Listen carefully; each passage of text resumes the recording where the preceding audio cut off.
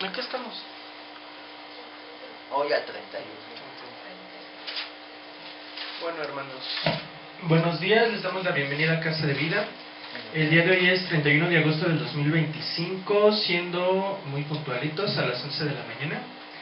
E iniciamos el primer tema que vamos a ver el día de hoy, que es el estudio de la religión de los testigos de Jehová, que en sí ya solo es conclusión, nada más es para recordar súper rápido por qué es importante.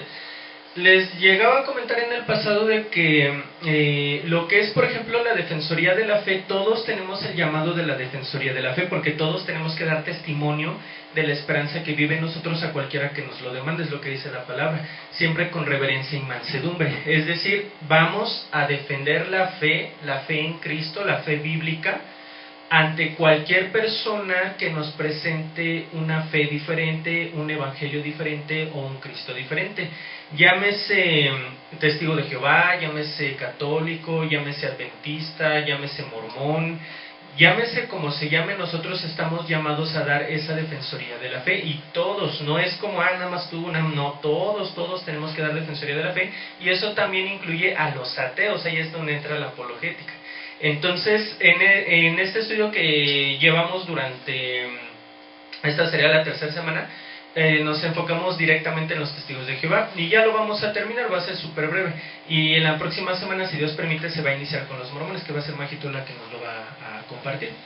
Entonces, resumiendo súper breve, para que nosotros tuviéramos la Biblia que tenemos hoy en día, pasaron muchas cosas. Hay una historia que es muy interesante de la Pentarquía, había 5 iglesias, no solo era Roma, no solo era Pedro.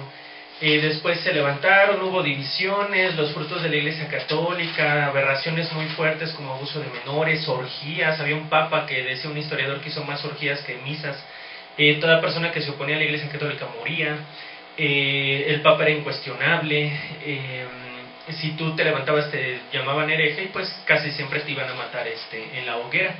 Y hablábamos igual de que hubo pre-reformadores, todos ubican el nombre de Lutero, pero antes de Lutero hubo varones de Dios como Pedro Baldo, John Wycliffe, Jan Hus, Girolamo Savonarola, él era italiano, y finalmente Martín Lutero. Pero estos 4 fueron pre-reformadores, y los 4 totalmente influyeron a Lutero, y los 4 buscaban que el evangelio fuera limpio, sin doctrinas de hombres, que no se lucrara con la palabra. Cuestionaron la infabilidad papal o la autoridad papal, cuestionaban la idolatría de las imágenes. Entonces la Iglesia Católica los mató, a todos los mató. Bueno, menos a Wycliffe, él sí se murió de viejito, pero exhumaron sus huesos para quemarlos, porque la Iglesia Católica tenía un problema y a todos los quería quemar, aunque a los muertos los querían matar, imagínense.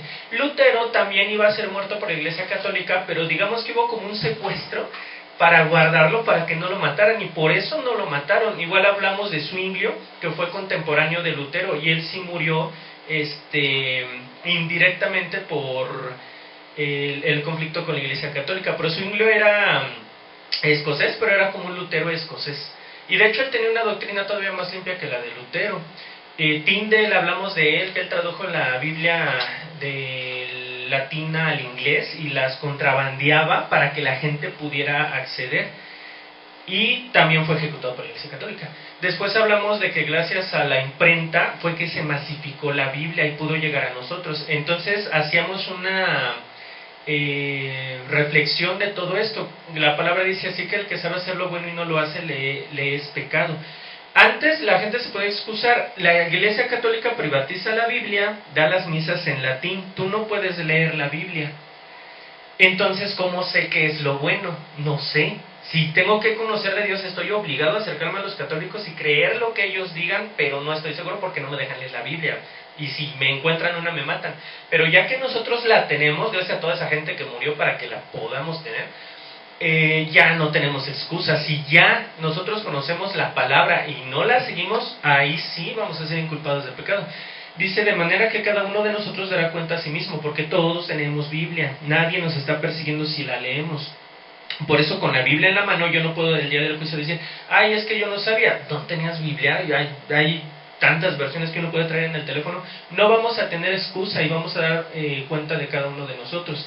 Y también decía la palabra que aquí el siervo que conociendo la voluntad del Señor y no se preparó ni hizo conforme a su voluntad recibirá muchos azotes, más que él sin conocerla e hizo cosas dignas de azotes será azotado poco, porque a todo aquel a quien se le haya dado mucho, mucho se le demandará, y al que mucho se le haya confiado más se le pedirá. Si ponemos el ejemplo de una persona que antes solo estaba en la religión católica, y yo quería conocer de ellos y no tenía opción más que acercarme a ellos, no va a ser obviamente el mismo juicio que a nosotros, que sí tenemos Biblia y sí la podemos leer. A lo mejor esa persona honestamente buscaba a Dios, pero la doctrina que recibía no era bíblica, pero él no lo puedes inculpar porque no tenía acceso.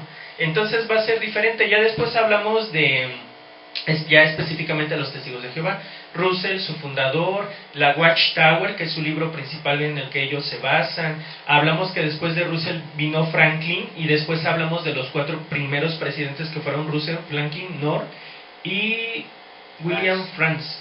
Entonces, ellos eran presidentes casi incuestionables, pero después de Franz ya se impuso un sistema que era el cuerpo gobernante, que hoy en día es la autoridad de los testigos de Jehová, donde es un grupo de varones, entre comillas, ungidos, y ellos se definen como el único medio entre Dios y los hombres. Entonces ellos son los que dictan todo, y veíamos este esquema donde se ve la cadena de mando de los testigos de Jehová, que son publicadores, los de la misma congregación, los ancianos, los superintendentes, y aquí llamaba la atención que ahí no está Jesús. Y ciertamente lo que pasa con los testigos de Jehová es que ellos tienen estas 9 posturas que es, resumiendo, niegan la divinidad de Jesús, lo vimos en su momento. También dicen que Jesús es el arcángel Miguel, o sea, no es Dios en sí mismo. Una muy conocida que rechazan la transfusión sanguínea, otra que casi la gente no conoce es que también te niegan la Santa Cena. Cuando ellos hacen la conmemoración te lo ofrecen esperando que no lo tomes, porque si lo tomas todos se indignan, van a salir, porque creen que todos son indignos de consumirla, y solo los 144,000 de Apocalipsis, malinterpretando que son los meros picudos de los testigos de Jehová, la pueden consumir, cosa que es mentira. Igual el tema que vimos de abuso sexual infantil, las profecías falsas, y que institucionalizan el bautismo y la salvación, es decir, solo si te bautizas con nosotros, igual que los católicos, igual que los mormones y todas las religiones de ese tipo, solo nosotros damos salvación, solo mi religión da salvación, si no eres parte de mi religión no eres salvo. Entonces quitan que la salvación la dé Cristo y convierten que la salvación la dan ellos. Eso es institucionalizar el bautismo y la salvación. También hablábamos del trato que le dan a los expulsados y desasociados, y el último tema, que de hecho ahorita es el que vamos a ver, es el de comportamientos propios de una secta, que ya es la conclusión. Y habíamos dicho de cuáles son las fuentes de las que nos basamos. Veíamos que Russell al principio no negaba la divinidad de Jesús, de hecho él aceptaba. Leíamos estos textos que eran antiguos de 1880, donde él aceptaba la divinidad de Jesús. Igual aquí él aceptaba incluso adorar y orar a Jesús, cosa que nosotros sabemos que es oración al Padre en el nombre de Jesús. Entonces veíamos que incluso antes su postura era adorar al Padre y a Jesús. Pero todo eso fue cambiando, sobre todo con Franklin y con la versión que ellos usan de la Biblia. Quitaron la adoración de Jesús, cambiaron palabras para justificar no adorar a Jesús, y después ya decían que su propósito es adorar a Dios a través de Jesús, pero ya no adorar a Jesús. Cuando hablamos de la divinidad, pues estos son los versículos que comentamos uno por uno, los fuimos analizando. El hecho de la adoración de Jesús, que en todos estos versículos se ve francamente cómo Jesús es adorado, y la palabra dice que solo a Dios adorarás, por tanto pues Jesús es adorado, por tanto Jesús tiene esa misma naturaleza de Dios. También hablábamos del Espíritu Santo, que consideran que el Espíritu Santo no es Dios, pero sí, el Espíritu Santo es Dios, y usábamos versículos para sustentarlo, y se aclaraban esos versículos. En el tema del arcángel veíamos que en qué versículos se basaban para decir que Jesús es el arcángel Miguel, pero lo refutábamos etimológicamente con la misma palabra arcángel y lo que la palabra significa, que es ángel principal. Y de la mano hablábamos en Hebreos 1, 5, 6, donde veíamos que la misma Biblia dice que Jesús no es un ángel, y en contraparte todos los ángeles adoran a Jesús. Por tanto, pues Jesús tiene esa autoridad de Dios y no es el arcángel Miguel. Hablábamos del tema de la transfusión sanguínea, de cómo los testigos de Jehová tergiversan, porque ciertamente en la Biblia sí dice que no comamos sangre, y sí, no debemos de comer sangre. En el sentido de un animal que es sacrificado y que te lo comas, no sé, la carne cruda o mal cocida, ese es el tema. Yo hablaba una vez con los testigos, pues un día todos nos hemos mordido el labio, sangra, Y yo les decía, ¿a poco ya por eso soy condenado? O sea, es analizar. Entonces veíamos que realmente, aunque sí la palabra nos dice que nos abstengamos de comer sangre, y los mismos testigos en eso se fundamentan para el tema de las transfusiones, hablábamos de que no es lo mismo obviamente comer sangre que transfundirse sangre. De esa manera pues los médicos te dirían, no, pues tómate 2 litros de sangre si fuera lo mismo, y obviamente no es lo mismo. Hablábamos de casos como el síndrome de Kernicterus, que ese ya era tema médico, donde si al niño tú no le haces una transfusión total, o sea, por una manguerita le sacas toda la sangre y por otra manguerita le metes pura sangre nueva, se va a morir o va a quedar con retraso mental permanente.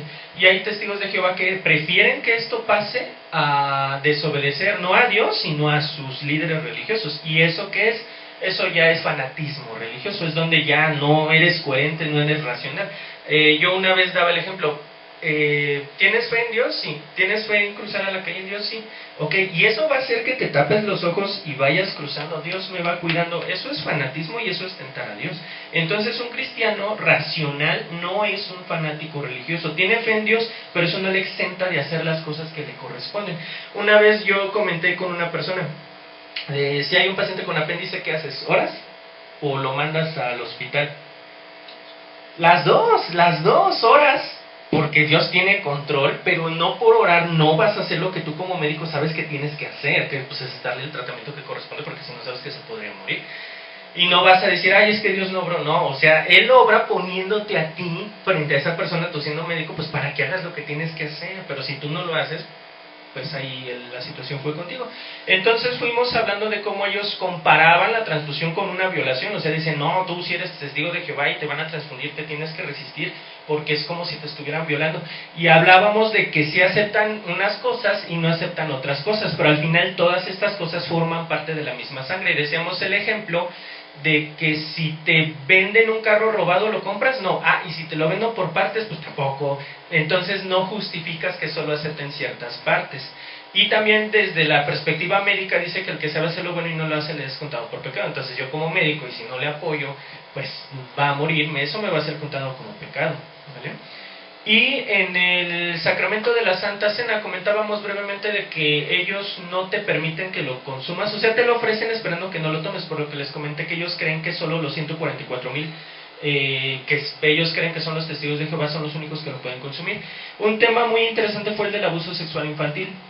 Obvio, sí, aberrante, pero interesante porque se tiene que estudiar.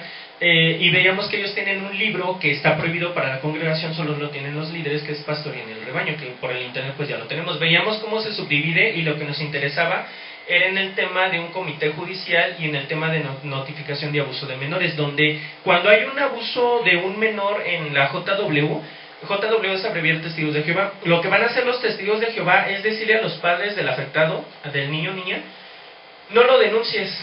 Lo puedes denunciar, si tú quieres puedes ir con las autoridades, pero a Dios no le gusta. Lo que Dios quiere es que lo arreglemos nosotros, que el abusador se arrepiente y que tú lo perdones, y aquí no pasó nada. Eso es lo que incitan. Entonces, en un caso de Australia, se reportaron más de 1,000 abusos a lo largo de 60 años, y esos 1,000 abusos nunca se notificaron a las autoridades, pero la JW lo que hace es que tienen archivo de todo lo que pase, van a hacer una notita, una anotación y lo van a archivar. Entonces pues de ahí entraron las autoridades, checaron ese archivo y se vio todos los abusos que estaban registrados y nunca se denunció ninguno. Entonces vemos que ellos tienen pues prácticas muy aberrantes, y decimos que la palabra dice que nos tenemos que someter a las autoridades. Yo soy cristiano, sí, llamo a mi hermano, sí, pero si él comete un delito, yo como cristiano lo tengo que denunciar. Es lo correcto, es lo justo. Dice que nos tenemos que someter a las autoridades. Decía la palabra, no en vano tienen espada para castigar al que hace lo malo. No quieres temer a la autoridad, pues haz lo correcto. En el tema de profecías falsas, en todos estos años la JW profetizó la segunda venida de Cristo o el fin del mundo. Entonces, si se dan cuenta, fueron muchas ocasiones. Incluso hablábamos de que compraron una casa donde ellos decían que ahí iban a vivir David, José, Abraham, Isaac, Jacob. O sea, en la resurrección ahí ellos iban a hospedar, porque ellos estaban muy fieles a esa enseñanza. Pero la realidad es que nada de eso pasó, obviamente. Entonces la palabra nos dice que cuando hay un falso profeta y nosotros nos preguntemos, ¿cómo podemos saber que es un falso profeta? Dice, cuando un profeta hable en el nombre del Señor, si la cosa no acontece ni se cumple, esa palabra es palabra que el Señor no habló. Y más arriba dice, el tal debe morir. Como ahorita estamos bajo la gracia, obviamente no matas a nadie, pero sí puedes identificar a un falso profeta. Dice que va a pasar algo y no pasa. Falso profeta. Y ahí se ven como 8 falsas profecías, donde la gente igual fanática religiosa vendió sus cosas, ya no estudió, ya no quiso tener hijos, pues Jesús viene mañana, ¿ya para qué? Decían, y pues obviamente no pasó, y mucha gente hasta quedó en la ruina. Lo de la institucionalización del bautismo, decíamos de que, por ejemplo, ellos critican, bueno, que es correcta la crítica objetiva, de que no se deben bautizar a niños, y criticaban a la Iglesia Católica, pero veíamos en testimonios que bautizaban niños de 8, de 7, de 6 años. Yo me acuerdo que cuando llegué a hablar con ellos, con los testigos, yo les decía, yo a la edad que tengo, y gracias a Dios tengo conocimiento de la palabra, y puedo discernir la verdad de la mentira, pero si vienen conmigo de chamaquito de 15 o incluso hasta de 20 años, les creo, y se las compro porque no sé. Entonces, eso es importante. ¿Cómo tú reconoces una mentira si no conoces la verdad? Tenemos que conocer bien la palabra de Dios para identificar esto es verdad, y cuando viene una doctrina falsa, esto es mentira. ¿Cómo sé que es mentira? Porque conozco la verdad. Dice la palabra, conocerán la verdad y la verdad los hará libres. Entonces, cuando ellos bautizan a una personita, ellos les llegan a hacer estas 2 preguntas. ¿Se ha arrepentido de sus pecados, se ha dedicado a Jehová y ha aceptado que Jesucristo es el medio que Dios ha provisto para la salvación? La pregunta está bien. El problema es que ellos toman como se ha dedicado a Jehová como a su religión. Y la segunda pregunta que ellos te hacen es: ¿comprende que el bautizarse demuestra públicamente que es testigo de Jehová y que desde ahora forma parte de la organización? No, bautizarse significa que eres discípulo de Cristo. Significa que igual que Cristo naces de nuevo. Eso es lo que es bautismo, que yo me identifico como cristiano, pero lo tuercen, y en lugar de hacer que te identifiques y le pertenezcas a Cristo, van a hacer que tú hagas un juramento con tu boca, y los juramentos tienen un montón de poder, donde tú te haces perteneciente de los testigos de Jehová y de su organización, y eso está mal. Y en el 8º punto lo que vimos es el tracto sectario. Cuando se hacen preguntas abiertas a la página principal, les preguntan: oye, ¿y ustedes ya les dejan de hablar a los que se salen? No, para nada, les seguimos hablando. Decía aquí la respuesta en la página, pero 3 horitos después veíamos cómo trataban a los expulsados, y veíamos que constantemente los testigos de Jehová sustentaban. Si una persona es de tu congregación, testigo de Jehová, y esa persona se sale o le expulsan, tú, testigo que aún eres parte de la congregación, tienes prohibido hablarle. Leíamos que incluso un hola no le puedes dar, y veíamos lo devastador que era esto en una familia. Hay familias que se han roto porque un integrante de su familia se salió, y yo les daba el ejemplo. Imagínense que fue uno que sufrió abuso. Obvio se va a salir, obvio. Te sales, y aparte de que fuiste abusado, ahora tu familia ya no te habla. Viven en la misma casa, pero ya, salvo lo estrictamente. ¿Se imaginan el trauma psicológico? O sea, y veíamos que justifica. Por ejemplo, decían: si es un apóstata, lo vamos a expulsar. ¿Qué es apóstata? Todo el que no piense como yo. Nosotros seríamos apóstatas para ellos. Veíamos que nos llaman en su página a nosotros, que no pensamos como ellos, mentalmente enfermos. Igual nos llamaban que éramos instrumentos de Satanás, porque Satanás es padre de la mentira, y todo lo que salga de la boca de una persona en contra de la JW es mentira y es de Satanás. Ese estudio del abuso sexual de 1000 casos en Australia, yo lo imprimí, les platicaba, lo traduje y se los entregué para que lo checaran. ¿Lo agarran? No, apostasía. O sea, dices, no inventes. O sea, cualquier cosa que digas en contra de mi religión es mentira, porque mi religión es perfecta, ellos son santos. Y aunque haya evidencias, o mi mismo hijo me abusaron, no, niño, tú eres apóstata, tú también. O sea, imagínense el grado de la situación que hay aquí. Y ya el último tema es comportamiento propio de una secta. Ahí hay que entender qué es una secta. Secta, grupo de personas con una ideología o creencia particular que se separa de una corriente principal. Suelen tener un líder carismático, reglas estrictas y un enfoque en el aislamiento de sus miembros del mundo exterior. A menudo se caracterizan por la manipulación psicológica y el control sobre sus miembros. Entonces analicemos, y no solo es para los testigos, líder carismático. Un líder con gran influencia y control sobre los miembros, a menudo visto como infalible o con un conocimiento especial. Para la JW, su cuerpo gobernante es infalible. Oye, las profecías falsas, infalible, la vamos a acomodar y le vamos ahí a a ver qué te decimos, pero es infalible. ¿A quién se les viene a la mente? El Papa. Cuando se hizo el dogma de la infalibilidad papal, ahora en una congregación de Cristo, el líder humilde, bueno, el pastor, mejor dicho, humilde, reconoce que es humano, y todos somos humanos, nos podemos equivocar, nos podemos equivocar, nos hemos equivocado, nos hemos equivocado. ¿Quién es el único que tiene el atributo de infalibilidad? Dios. Es el único, solo Dios es infalible. Cuando tú te autodefines como infalible, tú ya te quieres hacer igual a Dios. Y no, ni el Papa, ni el líder de los mormones, ni el cuerpo gobernante no son infalibles, se equivocan, porque son hombres. Y nosotros por eso no adoramos a hombres. Doctrinas o creencias únicas. Una visión del mundo o sistema de creencias que se diferencia de las normas religiosas convencionales. Y lo vemos en cada religión. Los católicos tienen unas creencias únicas, los mormones igual, la JW igual, pero por ejemplo cuando hablamos de congregaciones verdaderamente cristianas puede haber diferencias en el sistema de gobierno. Por ejemplo, puede haber ancianos como máxima autoridad, puede haber pastor, puede haber dos pastores, pero mientras las bases doctrinales fundamentales sean las mismas, no va a haber problema. Pero en una secta sí, esas bases fundamentales no van a ser las mismas. Y el aislamiento social, los miembros son alentados a distanciarse de amigos, familiares y relaciones externas a la secta. Era lo que les decía, cuando alguien se sale de la JW, ya no le hables. Hola mamá, pero mira, es que tengo una amiguita, es JW, no le hables, no puede ser tu amiga. O sea, te aíslan, literalmente te aíslan. Ni para predicarle no le puedes hablar, solo te puedes juntar con los mismos de la JW. Por ejemplo, en la Iglesia Católica pasa algo parecido indirectamente. Si se dan cuenta, cuando alguien está en una familia católica y dejas de ser católico, uy, es como si le fueras a las Chivas y ahora ya le vas a la América. No, desgracia, deshonra. Pero es lo mismo, o sea, te discriminan por tu fe. ¿O eres de mi equipo o qué show? No, pues no.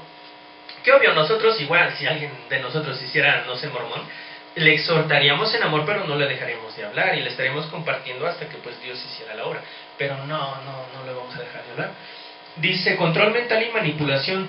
Técnicas para influir en los pensamientos, emociones y comportamientos de los miembros, a menudo con el objetivo de asegurar la lealtad.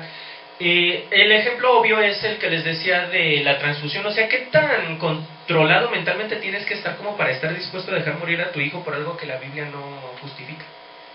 Pero por lealtad a tu religión, que se muera, no inventes.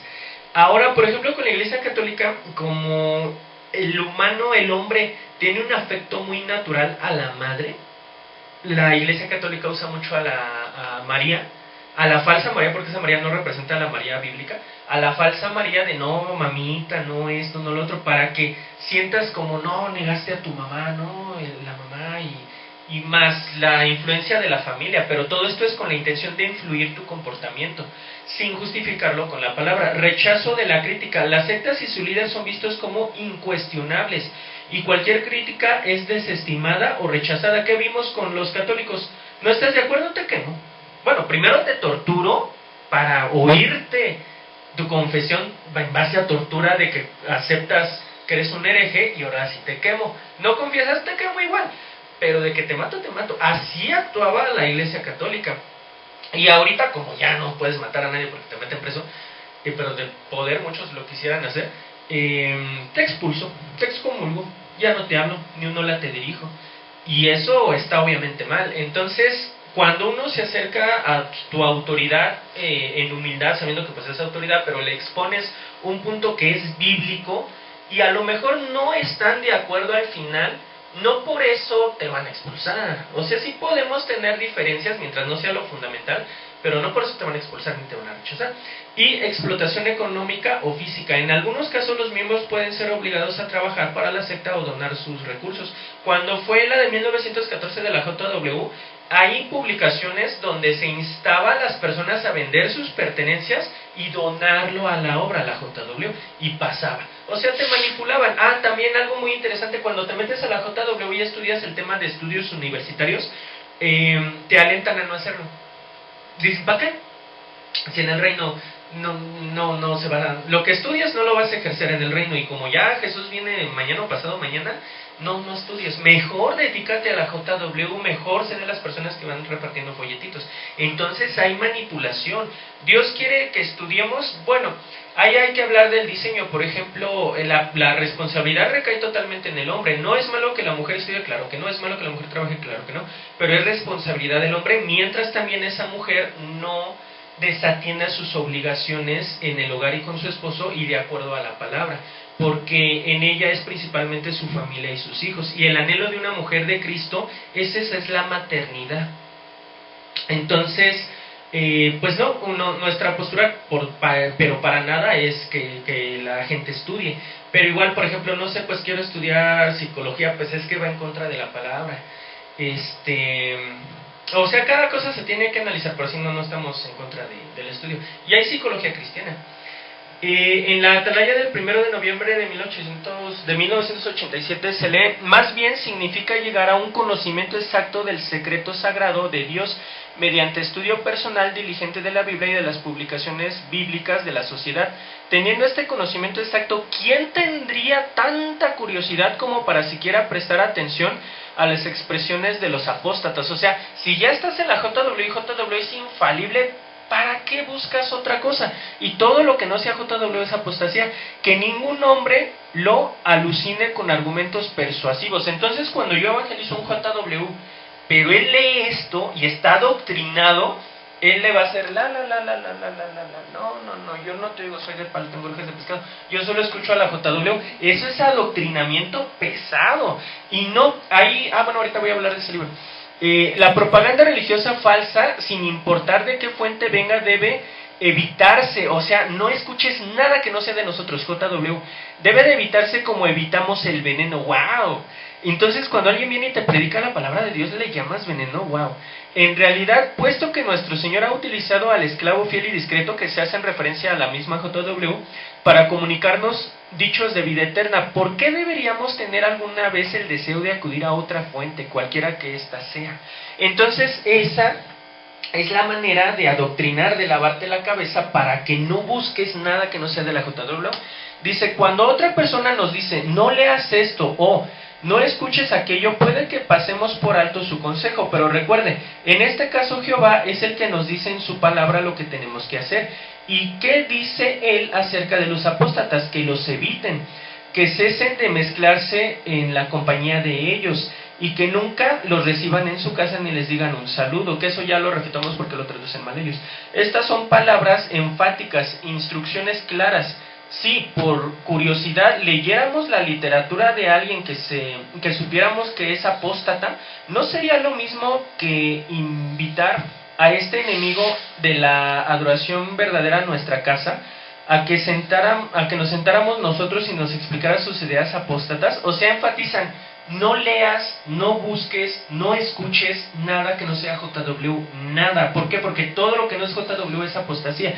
Y eso obviamente es mentira. Dice, hoy ese esclavo es el grupo de cristianos ungidos que forman el cuerpo gobernante de los testigos de Jehová. Mediante el esclavo fiel y discreto, Jesús está siguiendo el mismo patrón que estableció en el siglo I, alimentar a muchos por medio de unos pocos. Nombró a este esclavo para asegurarse de que en estos últimos días sus verdaderos discípulos, sean los ungidos o de las otras ovejas, tuvieran un suministro constante de alimento espiritual al tiempo apropiado. ¿Cuánto lo agradecemos? Pues bien, demostremos nuestra gratitud apoyando lealmente a los hermanos ungidos que componen ese esclavo fiel y discreto. O sea, te piden lealtad ciega, incuestionable, y no consumas nada que no sea JW. La obediencia a los mandatos divinos, entre ellos los que requieren pureza moral, es el proceder sabio y correcto. Sin embargo, no siempre es fácil. Con razón exhortó Jesús a los cristianos a esforzarse vigorosamente a fin de salvarse. Y sigue en la misma línea. Pero, ¿por qué no basta con orar a Jehová y dejar a las cosas como están? Porque Jehová ha confiado a los ancianos la responsabilidad de velar por nuestras almas. Ellos te brindarán ayuda para que no recaigas en el pecado. No te engañes razonando que podrías ayudarte a ti mismo. Para empezar, si realmente estuvieras tan fuerte, ¿habrías caído en el pecado? Está claro que necesitas obtener ayuda externa. Es decir, aquí lo que ellos dicen es, estás pensando algo que no va de acuerdo a la JW, confiésalo, y no a Dios, a los ancianos, porque nosotros te tenemos que orientar, y tu oración, si no nos dices a nosotros directamente, no va a llegar a Dios, o sea, obviamente no, y esto ayuda pues a tener ese control sobre todos sus miembros, incluso de otras personas. Primero, puesto que ha de mantenerse la unidad, el cristiano maduro debe de estar en total armonía con sus hermanos en lo que se refiere a la fe y el conocimiento. No defiende sus opiniones personales ni se obstine en ellas, y tampoco alberga ideas propias en cuanto al entendimiento bíblico. En vez de eso, confía por completo en la verdad que revela Jehová a través de su Hijo Jesucristo y el esclavo fiel y discreto. Si se dan cuenta, aquí no habla de la palabra de Dios, no habla de la Biblia, porque la verdad de Dios se revela en la Biblia. Entonces, un JW no puede tener opinión propia. A lo mejor lees algo en la Biblia que contradice las enseñanzas de la JW, pero no, te dice abandona y sujétate fielmente y ciegamente a la JW. Para asegurarse la salvación, Noé y su familia tuvieron que ejercer fe. Aquello significó seguir instrucciones y la dirección del Espíritu Santo de Dios. Durante la gran tribulación habrá la misma necesidad de que nosotros sigamos la dirección del Espíritu Santo y obedezcamos las instrucciones de Jehová mediante su organización. O sea, te piden fe ciega a la organización. Y ya por último, este es un libro que lo escribió Raymond Franz, que él fue miembro del cuerpo gobernante, ¿ok? Pero él fue expulsado. ¿Por qué fue expulsado Franz? Porque comió con una persona que se había desasociado. Lo cacharon que compartió alimentos con una persona. Por eso lo expulsaron. Y él escribió este libro que se llama Crisis de Conciencia.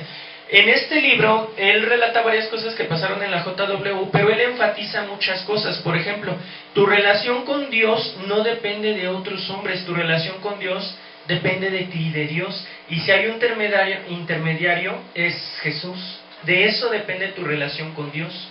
También daba énfasis, que a mí me encantó ese análisis. Si yo vengo y te presento un argumento,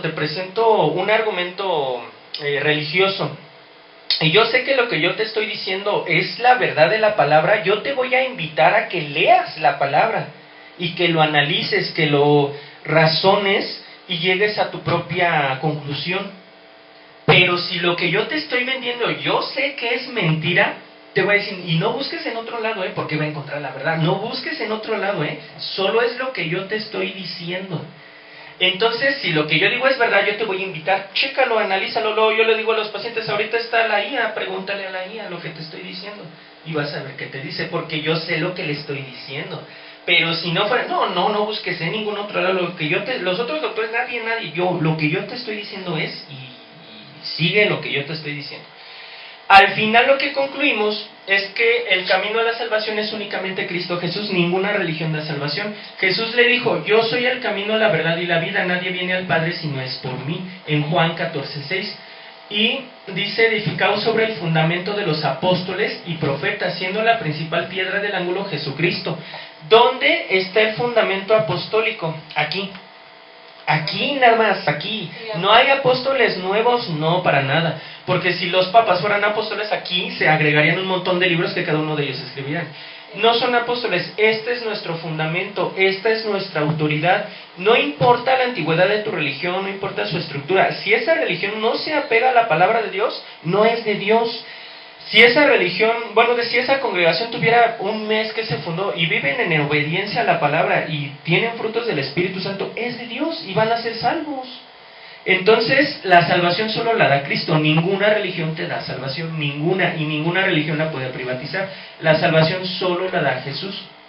Por tanto, yo decido sujetarme a Él, a lo que Él enseñó, a lo que Él dice que es un verdadero discípulo. Eso he de hacer yo, no a lo que los hombres dicen de las religiones. Es que los cristianos son así, de mi religión no. Yo me sujeto a Jesús porque solo Él da salvación, tu religión no da salvación, ¿vale? Entonces, pues ese sería el tema con la JW. Entonces recordemos, nosotros estamos llamados a dar defensoría de la fe, y un día nos vamos a encontrar a alguien de la JW, y de lo que nosotros compartamos, obviamente Dios tiene el control de todo, pero a nosotros se nos va a pedir cuentas. Dice la palabra que si alguien está haciendo lo malo y nosotros no le exhortamos, su sangre va a estar en nuestras manos. Pero si nosotros le advertimos y él permanece en su pecado, nosotros habremos librado nuestra alma. Entonces es una responsabilidad bien importante, en primer lugar en nuestra familia, después la gente que nos rodea. Como varones nosotros somos pastores de nuestra familia y de todo se nos va a pedir cuentas, ¿vale? Bueno, vamos a hacer una oración para terminar. Padre, te damos la gloria y la honra, te damos gracias, Señor, porque nos permites pues concluir el tema del estudio de los testigos de Jehová. Te damos gracias, Padre, porque ciertamente nosotros sabemos que hay mucha gente que de corazón te quiere buscar, Señor, pero por falta de conocimiento han caído en error doctrinal, han caído en mentiras y han caído en religiones que los apartan de ti, Padre, y no los acercan. Te pedimos, Señor, que si en algún momento tú nos pones en nuestro camino a una persona que esté en esta situación, podamos dar razón de la esperanza que vive en nosotros siempre con reverencia y mansedumbre, que esa persona no solo vea nuestros argumentos, sino que vea nuestro amor al hablarle, que vea los frutos de nuestro espíritu, que vea nuestro testimonio y que vea que le compartimos porque le amamos. Todo lo ponemos en tus manos, Padre. Ciertamente eres tú el que da la salvación y tú pones el querer como el hacer. No depende de nosotros, Señor, sino que depende de ti, pero nosotros tenemos responsabilidad en esforzarnos de conocer de tu palabra, Padre. Te damos gracias, Señor, por esta enseñanza y pues el resto del día y las enseñanzas que se han de compartir la ponemos en tus manos. Que sea tu Espíritu Santo obrando en cada uno de nosotros, confrontándonos con tu palabra, Señor, convenciéndonos de arrepentimiento de pecado, Padre. Todo lo ponemos en tus benditas y santas manos. Te pedimos y te agradecemos todo esto en el bendito y santo nombre de tu Hijo amado, nuestro Señor Jesucristo. Amén y amén. Amén, hermanos.